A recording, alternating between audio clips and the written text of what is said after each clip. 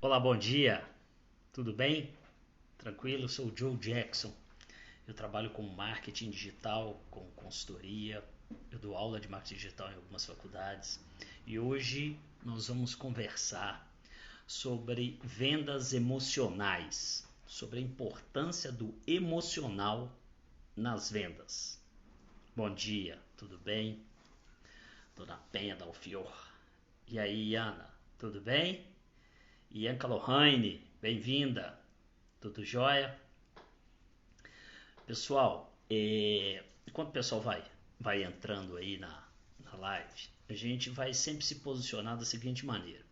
Eu dou uns 30 segundos, às vezes 1 minuto, para que as pessoas se iniciem e aí a gente começa a conversar, ok? Então, se você tem um negócio, se você vende alguma coisa, tá? Tem uma dualidade, tem uma questão que é fundamental que a gente entenda, que é o seguinte: nós, seres humanos, somos seres racionais. Ok, Aristóteles falou isso há um tempão e a gente sempre entende essa questão. Nós somos seres racionais, mas o comportamento do consumidor ele é emocional. A venda é emocional. Quando eu estou fazendo um modelo de venda, eu tenho que sempre me lembrar disso. A venda acontece por uma razão emocional. Raramente uma venda é racional. Raramente. A gente sempre divide assim: você vende ou por dor ou por amor, tá? Por dor ou por amor. E a venda por dor, ela é racional. Quando alguém compra um produto por dor, ele compra por emoção. Por exemplo, dor de dente. Você não vai comprar remédio de dor de dente. Ai, me deu um desejo, uma vontade agora de comprar um remédio para dor de cabeça. Não, é puramente racional. Tá doendo, eu compro o remédio.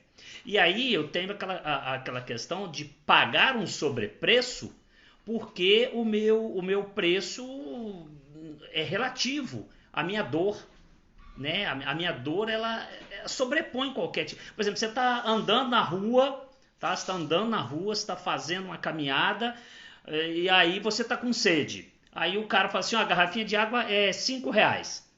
Ah, beleza, eu tô morrendo de sede. Eu tenho 5 conto, eu compro a garrafa d'água.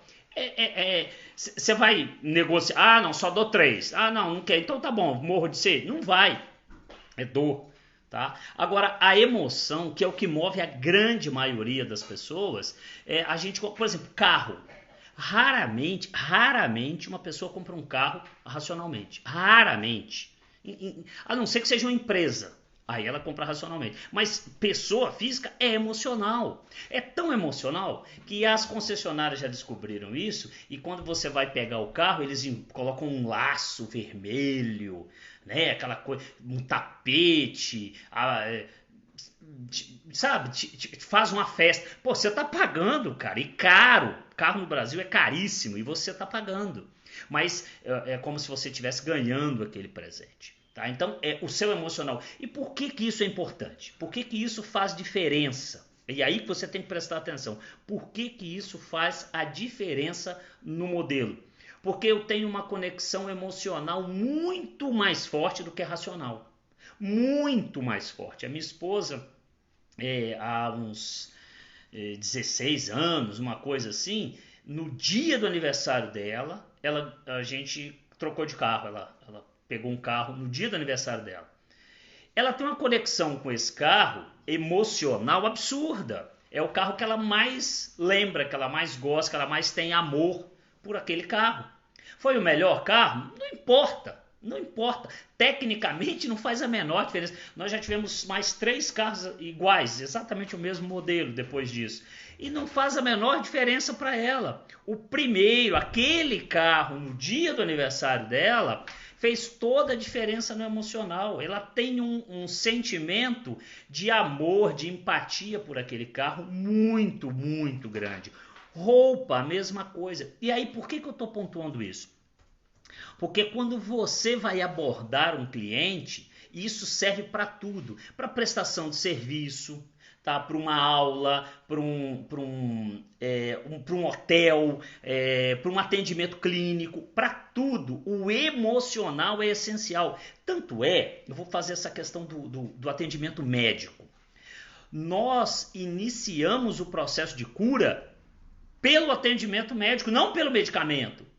Presta atenção nisso.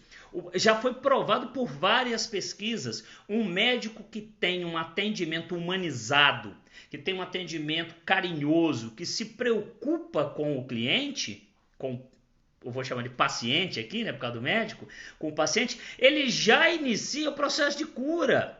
Isso é automático. Quando você vai num geriatra, levar seu pai, sua mãe, seu avô, o geriatra, ele obrigatoriamente ele tem que atender o emocional do idoso.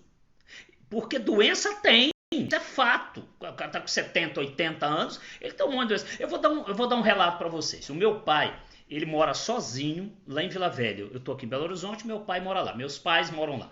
Meu pai mora numa casa, minha mãe mora em outra casa. Fizeram a confusão da vida deles aí. Então eu sou filho único, moro em Belo Horizonte, os dois moram lá. O meu pai, nessa situação do Covid, ele está muito debilitado emocionalmente, porque ele mora sozinho. Minha mãe ainda mora com a irmã dela, mas ele mora sozinho. Então é muito difícil para ele. Ele é super conversador, gosta de bater papo demais e está sozinho. E aí ele foi a um médico, porque ele estava com um certo refluxo. Meu pai já operou umas 8 vezes de estômago, intestino, tirou vesícula, um monte de problema. Teve câncer, um monte de problema. E ele tem refluxo. E aí ele foi no médico. Olha só o que o gênio do médico falou para ele. Meu pai é neto de italiano. A alimentação básica dele é pão, salame, queijo e vinho. É o básico. O médico falou, o senhor vai parar de beber, o senhor não vai comer nenhum tipo de laticínio e nenhum tipo de grão. Nada de trigo, nada disso. Porque o médico suspeitou que ele tiver o álcool dá refluxo, o queijo tem a lactose, pode estar dando algum tipo de intolerância, e o trigo tem aquela intolerância ao glúten, né? E aí pode estar afetando. 3 meses, cara, meu pai tem 74 anos, sabe? Melhorar ele não vai. Ele me ligou numa tristeza, emocionalmente, a consulta foi um lixo para ele. Aí eu conversei com ele e falei assim, pai, é o seguinte, esquece esse médico, esquece. O senhor vai na farmácia, vai comprar Heparema ou Olina. Quem não conhece esses 2 medicamentos, são extratos de ervas, que eles ajudam a fazer a digestão, eles dão uma potência na digestão e no fígado. Então, se ele tem refluxo, obviamente, ele limpando o trato intestinal e estomacal dele, vai melhorar isso mais rapidamente. Falei, o senhor, após a refeição, o senhor terminou de comer, o senhor não vai deitar, o senhor vai lavar a louça.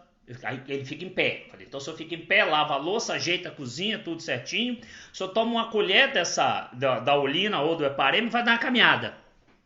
Meia hora depois o senhor pode deitar. Cara, mudou a vida dele. Mudou. Emocionalmente, aquele atendimento, que ele deu um pique aqui na internet. Emocionalmente, aquele atendimento foi um lixo. Será que nós não estamos replicando isso nas nossas vendas? Para o nosso cliente, no atendimento médico, num atendimento profissional. E quando eu falo cliente, eu estou falando do cliente interno. Você trabalha numa grande empresa, você tem um monte de clientes internos, de pessoas que você presta serviço. Será que essas pessoas emocionalmente falam bem assim, puta, tem que conversar com aquele cara é chato pra caramba, enjoado demais. Ele já entrou na conexão com você, porrada. Ele já vai chegar bombando. Tá? Eu não estou dizendo para você ser bonzinho, sorridente, né? Não é isso. Mas você tem que se lembrar de que a emoção já inicia o processo para o lado bom ou para o lado ruim, para qualquer questão.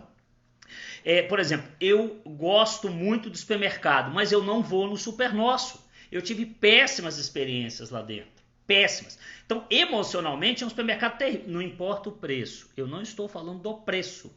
Lembra lá atrás, uma das primeiras aulas, preço e valor. Tá? Eu não estou falando de preço. Eu estou falando da emoção. Eu entro no Verde Mar com uma satisfação absurda.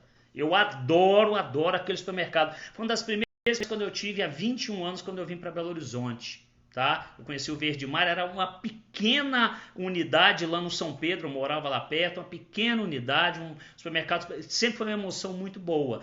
Emocionalmente eu sou conectado com o Verde Mar, não me importa o preço, tá? Eu vou muito ao BH, eu compro no BH e no Verde Mar, são produtos e conceitos diferentes.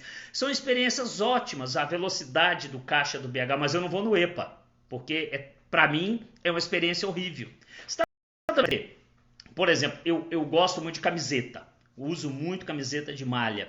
Tenho uma conexão muito grande com camisetas de super-heróis. Então eu vejo a camiseta e eu tendo a comprar.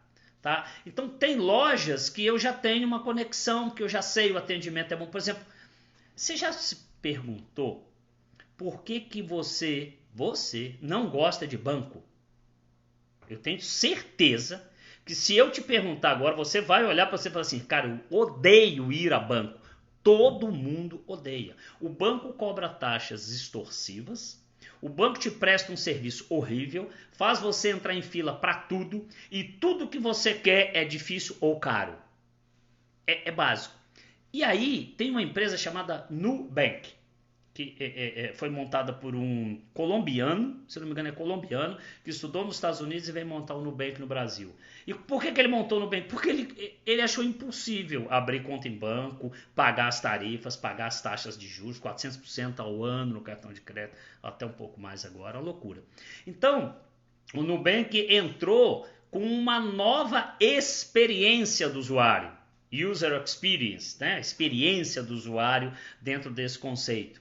E aí, cara, o Nubank hoje é o quinto maior emissor de cartão de crédito do Brasil. Itaú, Bradesco, Santander e Caixa são os 4 primeiros. Depois é Nubank. Ele está acima do Banco do Brasil, cara.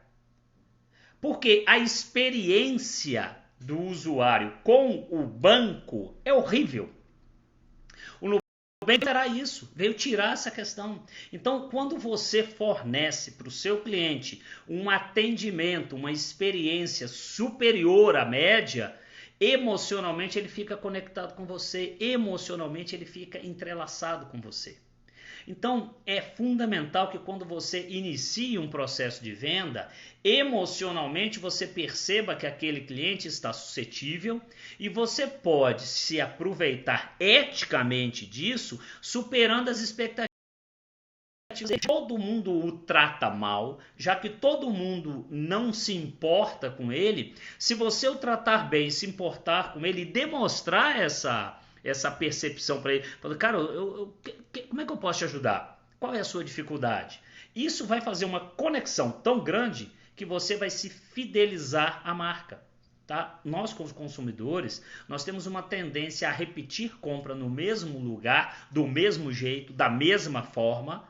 Se você se lembrar, você vai sempre no mesmo supermercado. É uma tendência. Tá? Até pela proximidade de casa e tudo mais. Mas observa que você vai pegar o carrinho, sempre o mesmo tipo de carrinho. Hoje o supermercado tem 2, 3 tamanhos de carrinho. Você pega o mesmo carrinho e você faz o mesmo roteiro. E ninguém te contou isso, que tem que ser daquele jeito. Que você tem que começar por aquele lado e não daquele outro. Você faz o mesmo... Porque é muito emocional. Lembra do racional? Ninguém entra no supermercado e fala assim, bom, então hoje eu, devido às realidades mentais, eu pensei bem e eu vou começar por aquela fileira. Não! Você entra e vai no emocional, vai no automático. E aí você tem que lembrar de que se a experiência for boa, você vai repetir essa experiência. Isso é automatizado. E hoje, nessa realidade que a gente está vivendo, de atendimento online, de venda online, eu não estou falando de loja virtual, eu estou falando de venda online, venda pelo WhatsApp, venda por e-mail, por esse ambiente que a gente está aqui, pelo Instagram, pelo YouTube, pelo Facebook, pelo que for, é emocional, porque racionalmente você não se conecta à pessoa. É necessariamente emocional. Então você tem que surpreender, você tem que encantar, você tem que despertar desejo. Você tem que fazer com que ele perceba cada vez mais valor em você. E os dados mostram que a tendência de eu repetir uma compra numa empresa que me deu uma sensação emocional boa, ela chega a 90%.